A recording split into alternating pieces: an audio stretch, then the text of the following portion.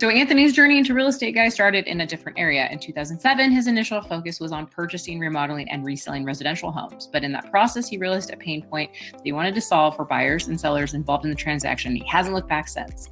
Anthony's clients value his honesty, his responsive communication, and then the way he details the process and procedures by helping people fulfill their real estate dreams. He understands the pride that comes from ownership, and that's why he's excited to show up for his clients. His off days, like many, are spent with his family, but it's raising his young daughter into the next top real estate agent. That sounds like a show, like a TV show, that brings him the most pride. Sorry. Good, great. I'm happy that everybody heard that. That makes me, I was a little scared, guys, that I might have to repeat that again. And then you guys are gonna have to watch my mouth move more and more, and it's just gonna get redundant and annoying. Just kidding.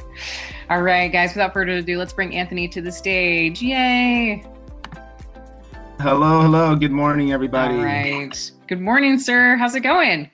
Doing good. How are you doing? Good. Sorry, I don't know that I was doing your introduction for you, and then it was like poof, I wasn't there and nobody could hear anything. So my apologies. No worries at all.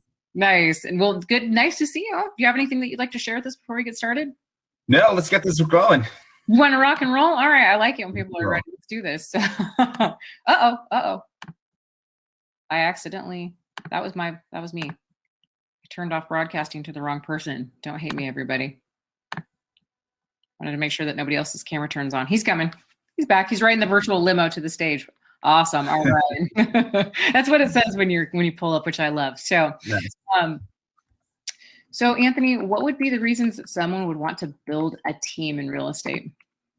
Well, it's definitely growth.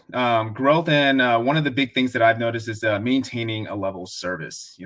As an individual agent, when you're starting to begin in the business, you can easily find yourself overwhelmed with the number of steps and the task that goes into a sale of a property. So, you can kind of imagine from the initial meet to the education process, showing homes, submitting offers, going over offers, disclosures, going through a number of a few rejections, and then finally ratifying, inspections, closings, being the therapist in between, and, battling the inspectors, the appraisers, the parents, the whole shebang of everyone. But, if you kind of translate down to, two buyers or sellers, 5 buyers or sellers, 10 buyers or sellers, all at the same time. There's just not enough time in the day or the week that you can really service your clients and still provide that top-notch service. Absolutely. Man, well, you look barely old enough to, have a team. No, I'm just kidding. It's all those, those masks and those. Right. So what are the different types of team structures, Anthony?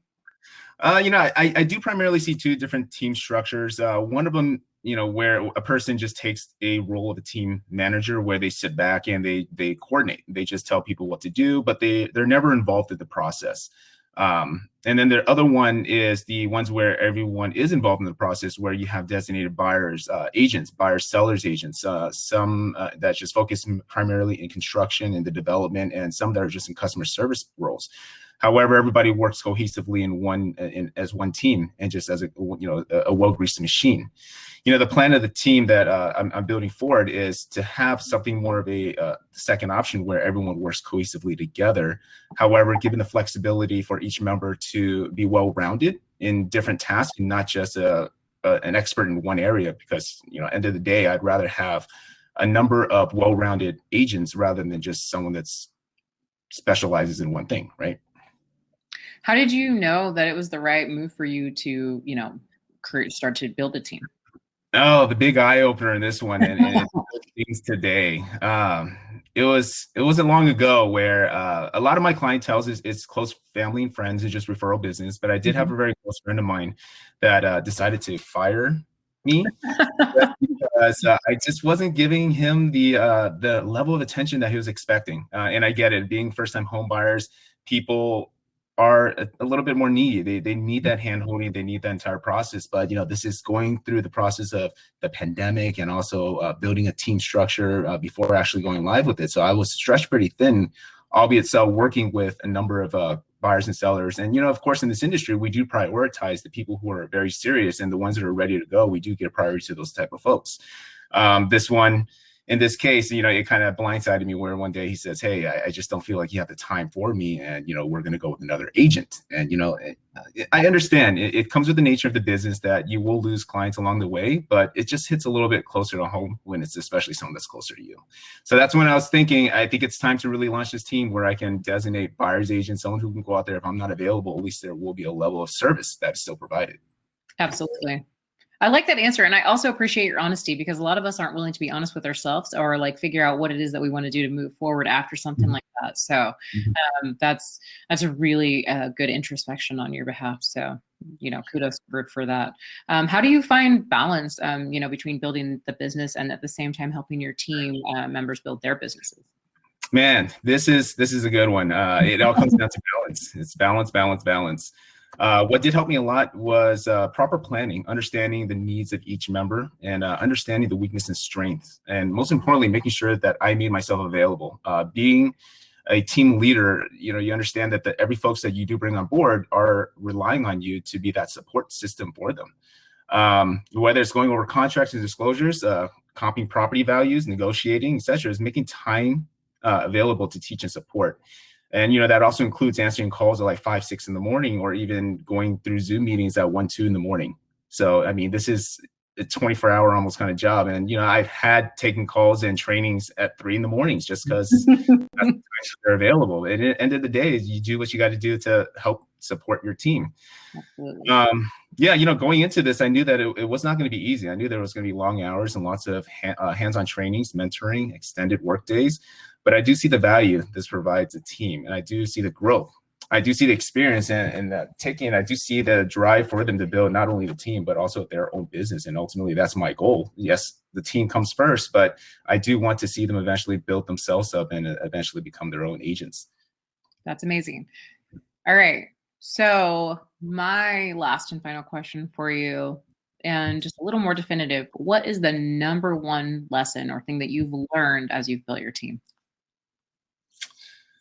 Oh, what did I not learn? Right? That's what your learning lesson is what did you learn not to do? Yeah, exactly. So, I think the biggest takeaway to this is it's just like learning to ride a bicycle, right? Eventually, you'll need to learn to take off the training wheels and just go.